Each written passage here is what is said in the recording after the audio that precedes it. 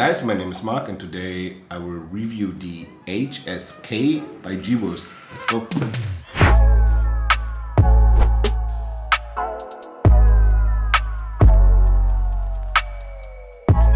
So at first we start with the awesome packaging. It comes like always in this nice G-Wolves boxes with those little metal boxes or tin boxes inside. This time I was very disappointed by the by everything what was in the box. At first there is like there's a little letter and it basically shows you how to switch the lift off, the DPI and the polling rate. It will be done by pressing the DPI button on the downside and pressing left or right mouse button, and the sensor is illuminated RGB and the color will show you which of the presetted values you have just chosen. That's all. No software for this one. No debounce time you can change, and no profiles, no macros, nothing. That's okay. The other thing which was in the box, or let me begin what was not in the box. There were no extra PTFE feeds in the box. There were no grips in the box. We had an exchange for the mouse wheel, the turquoise one, the blue one, and we have here this. I don't know who needs a brush, but the brush is in like always. No one needs it, and that's all.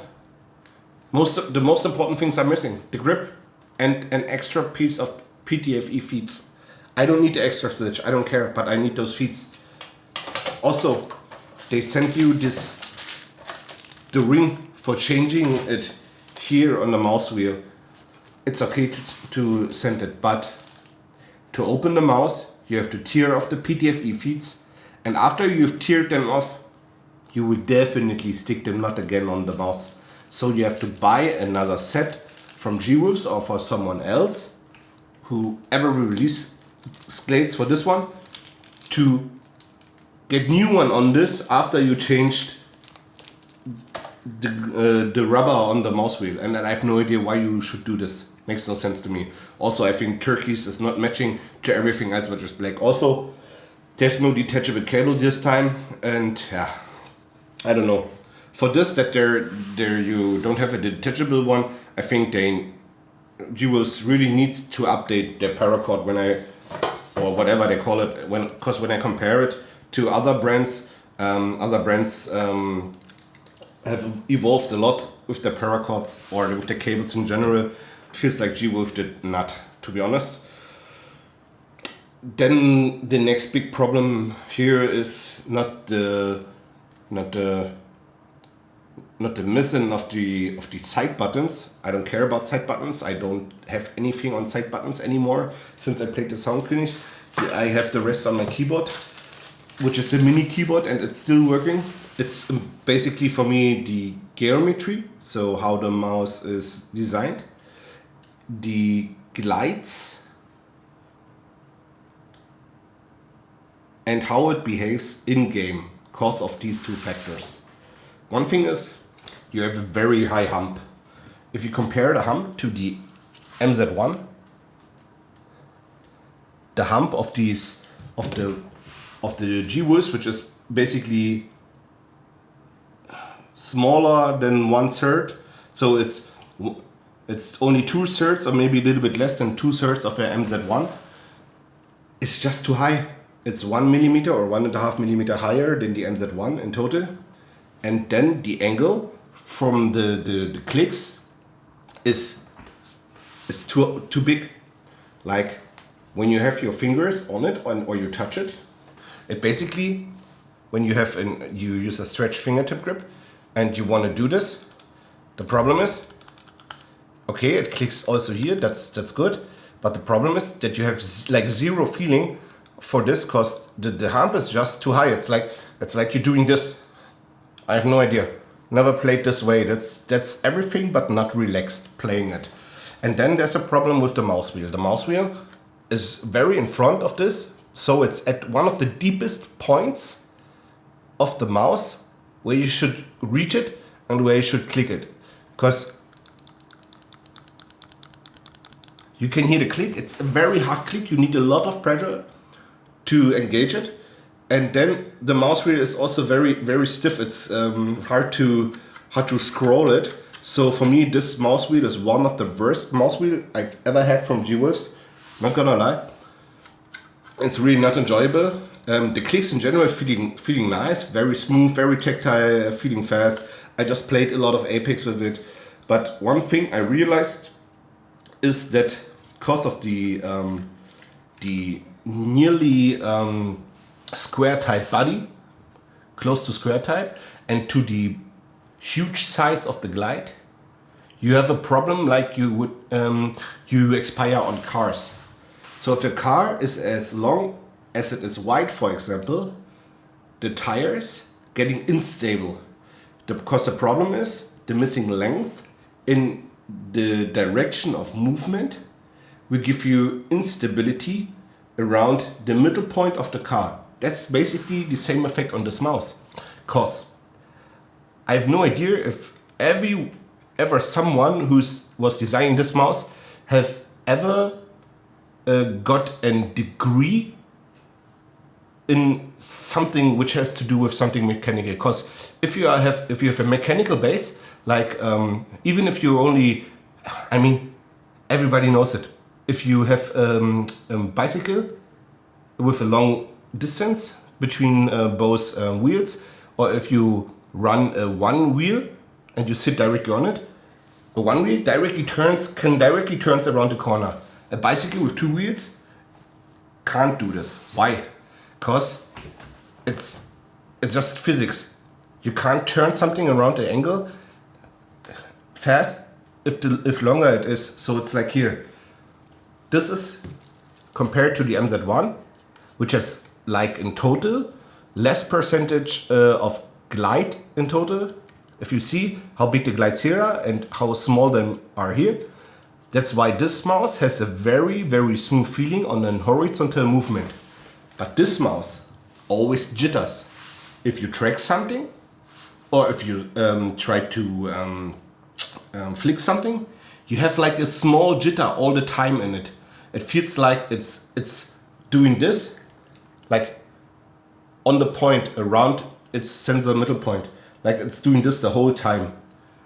I tried different grips on it to solve this problem, and I realized you can't solve the problem because I think it's caused by, at first, the force and the friction which comes out of the cable, because the stiffness of the cable also gives force on the mouse or a resistance on mouse movement, and so it influences the movement or the stability of the mouse by micro corrections or flicks. That's the first point.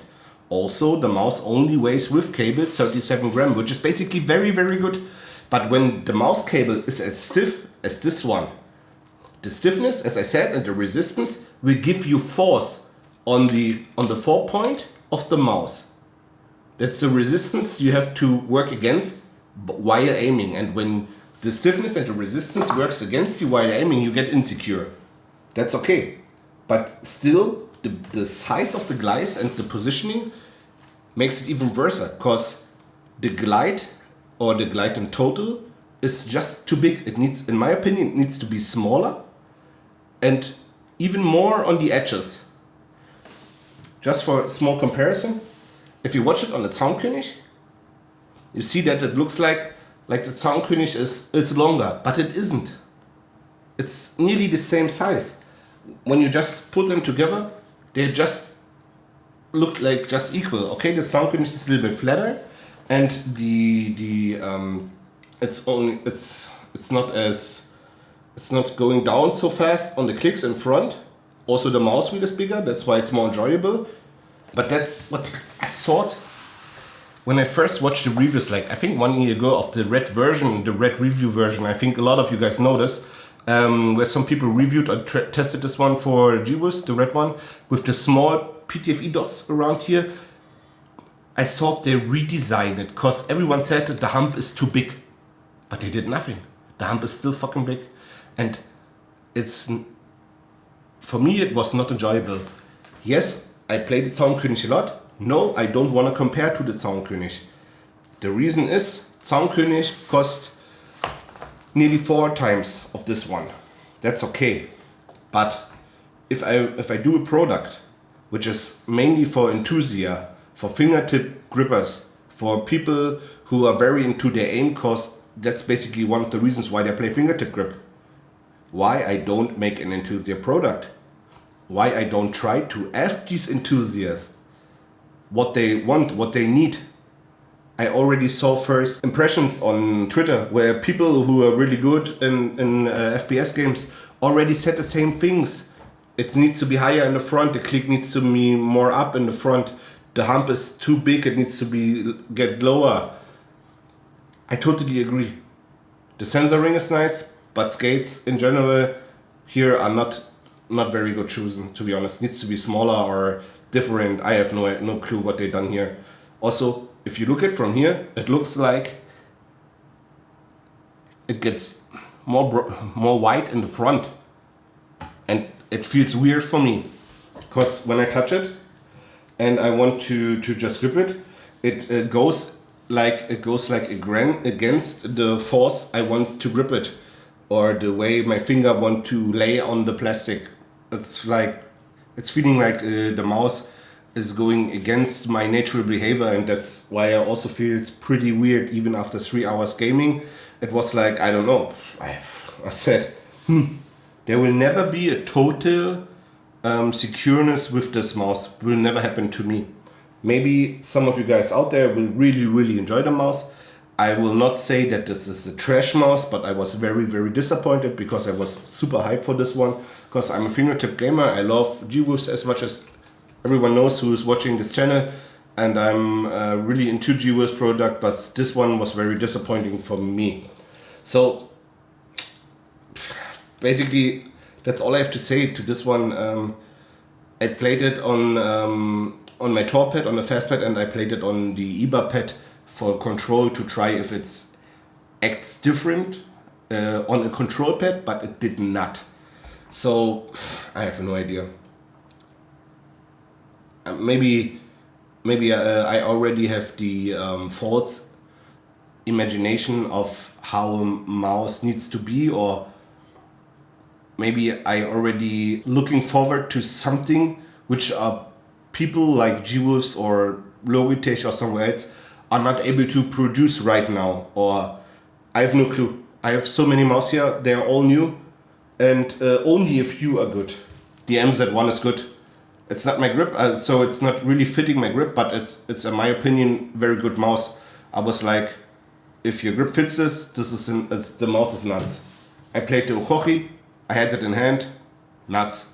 Nice form, super clicky, made a lot of fun, wireless. I enjoyed to play it, even if it's just heavy or whatever. Normally I say, oh bro, if it's above 50 gram, it's shit.